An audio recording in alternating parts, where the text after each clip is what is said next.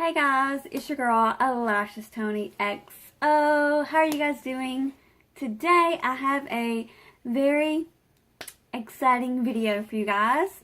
I'm actually going to be reviewing the Naked Reloaded palette. So, I don't know about you guys, but I was very intrigued about this palette and I wanted to know a lot more.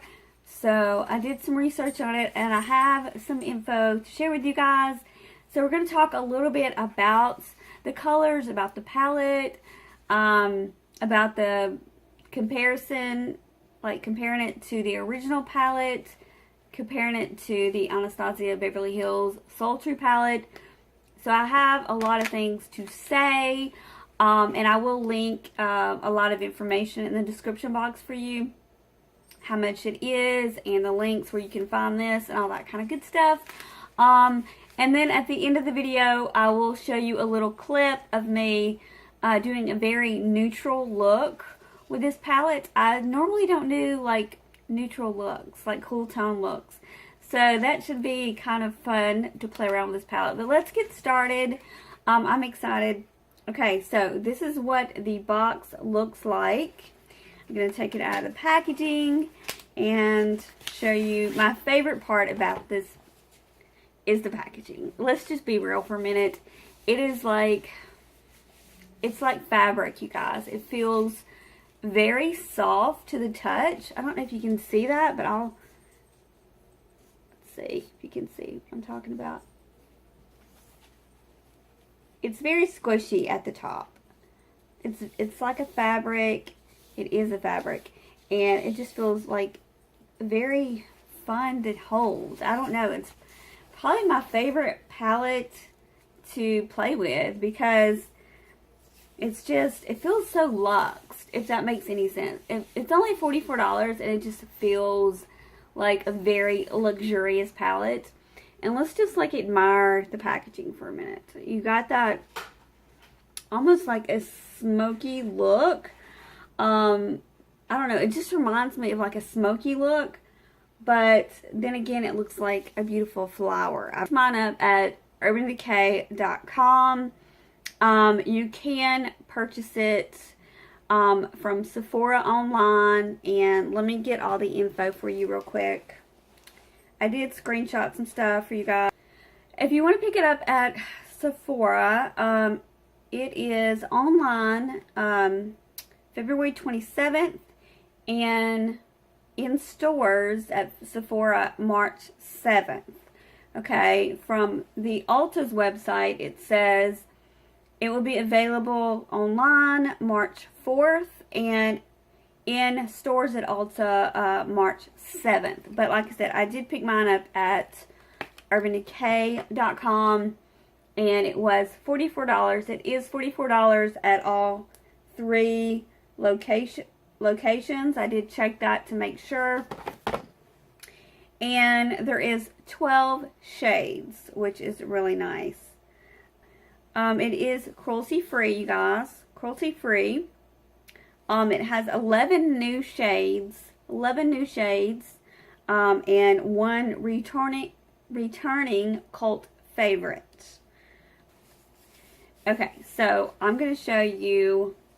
There is a mirror. There's no brush little compartment where you can put your brush or where you can put like a eye pencil or anything like that. So this one is more sleeker, very, very like thin, very thin. In comparison, I'll show you like an Anastasia Beverly Hills palette. Now I do not own the Anastasia Beverly Hills Sultry palette, which we will talk about that in a minute. And I do not own the original Naked palette. And we'll talk about that as well. But I do have 3 of the Anastasia palettes. They're all the same size. So I will kind of compare to you like how flat it is. This right here is obviously the Naked Reloaded palette. And this is how chunky the Anastasia Beverly Hills palettes are. So if you have the Sultry palette, this is what it's going to look like compared, because this right here, like I said, can really go super flat. It does have a mirror on this side, and it does have the 12 shadows on this side. There's just no like there's no brush or anything like that like you would get in the Anastasia palette. You would have like room for a brush or a pencil, and just like the original Naked palette, there is like a brush, or you can put a pencil or whatever in there. Anastasia palette is $1 more. It's $45. I know this is the Soft Glam, but I'm just using this as an example because I do not own the Sultry palette. Now, I did my research online and I looked up the colors and all that kind of stuff, so I can kind of, you know, tell you what I think about the colors and stuff like that. But I can definitely tell you about the textures of the shadows and stuff like that, and like the width of the palette. Like I said, this one is super, super thin compared to the Anastasia palette. The Anastasia palette, again, $45. This palette, $44. Like I said, you don't have that bulkiness. You don't have that place to put a brush or like an eye pencil or anything like that, like you would in an Anastasia palette. So that's kind of why I'm showing you this one instead, just to give you like kind of like a visual, because like I said, I do not own the Sultry palette and I do not own the original Naked palette. So, okay. So that's what I want to say about that. I am going to swatch these for you guys, but let's just look at them kind of up close for a second. So you do get mattes, you do get shimmers, and you do get like a metallic glitter. So I think they're very beautiful. Now I will say, to me, I looked online and I feel like this does look a lot like the Anastasia Sultry palette. There is a few differences. Okay, so let's talk about the differences. Okay, this palette does not have a black shadow.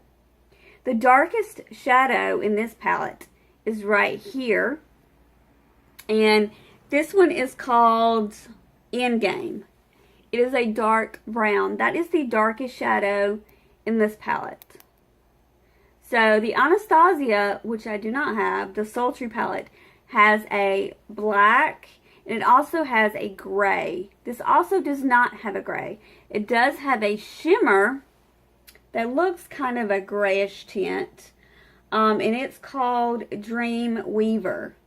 But that is not gray. That's what I want to say. And then this color right here, Retro, which is a peach color, is like a little bit, I would say it's a lot, actually, a lot lighter than the Sultry palette. With the, I feel like that color is a lot more intense and more bright. So this one's a little more subtle to me, in my opinion. I'll show you the color. So I feel like in the Sultry palette, you're going to get a brighter peachy pink color. And this one is more subtle, if that makes sense. And I also will say this palette does have a lot of fallout. I have used it. You can see I've used it several times this week, and I did get a lot of fallout up under my eye, and I did had to clean that up. So you might want, if you're going to use this palette, maybe do this before you do your foundation. It's not a ton of fallout, but you are going to get fallout, and I feel like you don't get fallout with the Anastasia Beverly Hills palettes. It gives me more fallout than any other Urban Decay palettes that I own personally. That's just my take on it. So here's my thoughts. So if you have the original Urban Decay palette, I do think this would be a nice like addition to your collection. I don't think this is anything like the original palette. This one is not as shimmer and as cool tone as the original. Now the original had all shimmers mostly, and there was like a few mattes. This one kind of gives you an array of both mattes and shimmers, and then some sparklies too.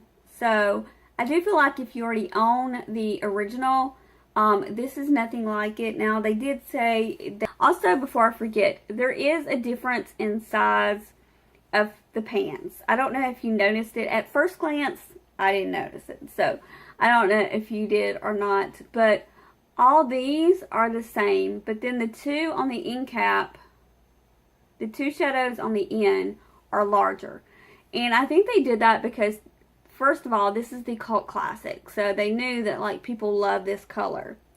They love this gold color. So they gave you a larger pan of the cult classic, which is, like I said, barely baked. And I think in the original it's called, in the original it's called half baked. Yeah, in the original it's called, I think it's called half baked. I don't know what I said earlier, but like nix that. So barely baked is what they renamed it, but I think half baked is the original one. If I'm confusing you, I'm totally sorry.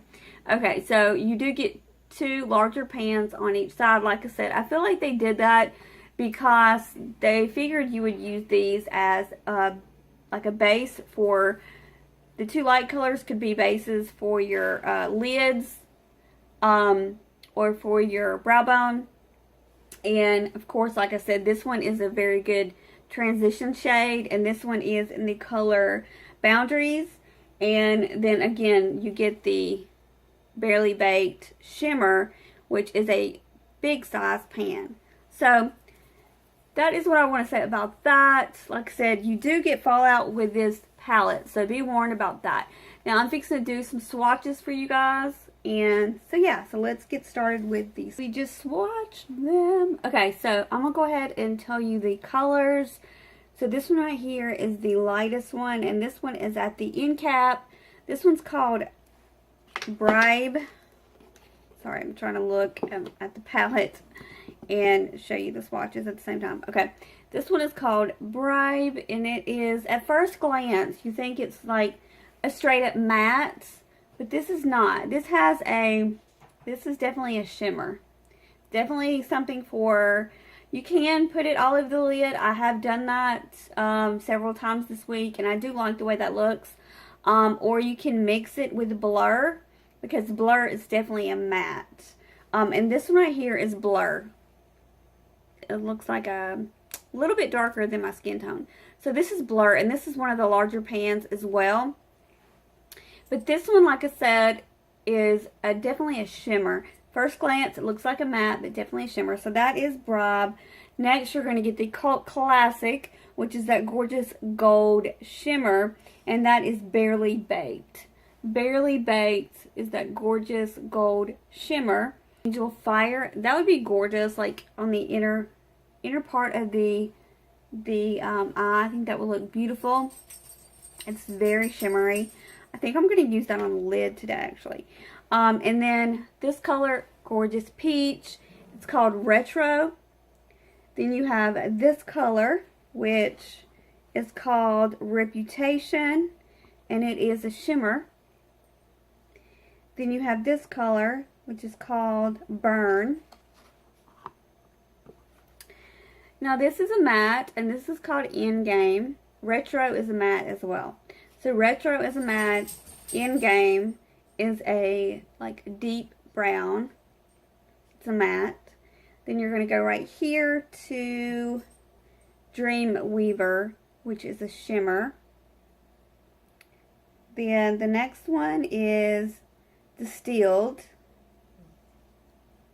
The next one is called Crease Color. I don't know, I just really love that as a crease color. It's beautiful. And it's a gorgeous matte bucked. And then, like I said, the two other end cap colors, Blur, right there. And this one is called Boundaries. Boundaries. Okay, so those are all of your shadows.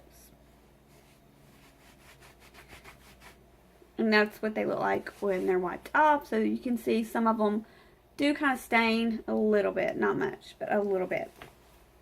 Okay. So now we're going to get into doing a look.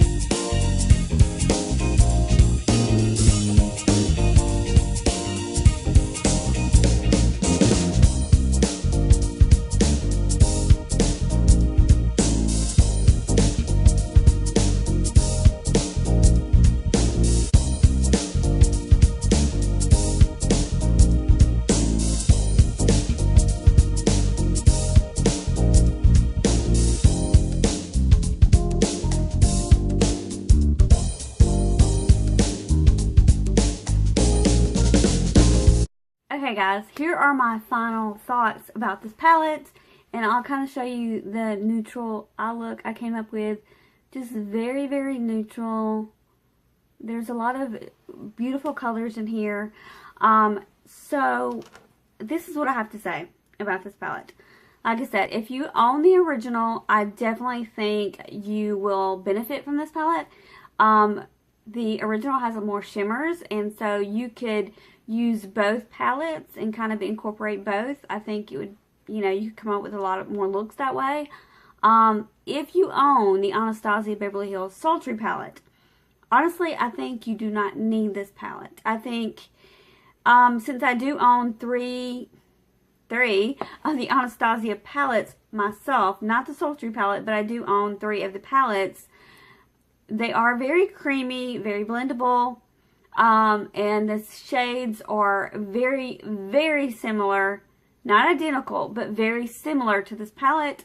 So I don't think you need to spend your money on this palette if you own the Sultry palette. Those are my thoughts, my opinions about this palette. I do love this palette because I personally don't own any neutrals, like just a neutral palette. I don't have the original, and I also don't own the Sultry. So this was kind of like something I thought that I could add to my collection. I was like, oh, a neutral palette, well, why not? Because I don't do very, cool tone looks or very neutral looks, or yeah, stuff like that. I usually do very bold looks. So this, to me, kind of, it was something I felt like I needed in my collection. Not only that, like I said, the packaging to me, if you don't own either one of those palettes, then I think that you definitely should pick this up. $44, and the packaging is amazing. Like I said, very sleek. I think it would be a really good travel palette because the mirror's not too big, so you don't have to worry about it breaking.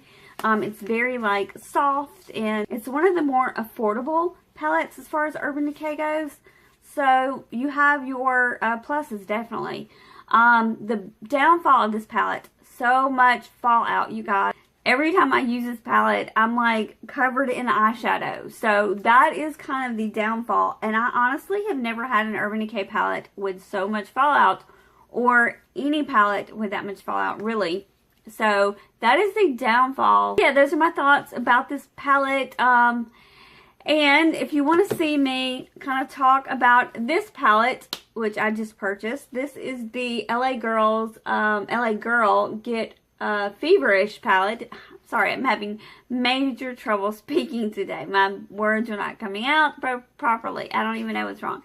So if you want to see a review or just a tutorial or get ready with me or whatever with this palette, this is drugstore, $10, something like that. Got it at Ulta. Super affordable and very pigmented palette. So if you want to see my thoughts on this palette, a review, a tutorial, get ready with me, whatever, comment down below, let me know, and I'll definitely do that.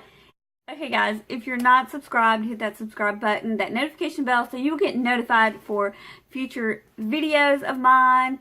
And if you like this video, please make sure to give it a big thumbs up so I'll know to do more reviews or get ready with me or whatever. So I just want to say I love you guys to pieces. I hope you really enjoyed this video, especially you, Julie. I did this mainly for you. So if you like this video, like I said, give it a thumbs up. I'll talk to you guys later. What? Talk to you guys later. Love you. Bye.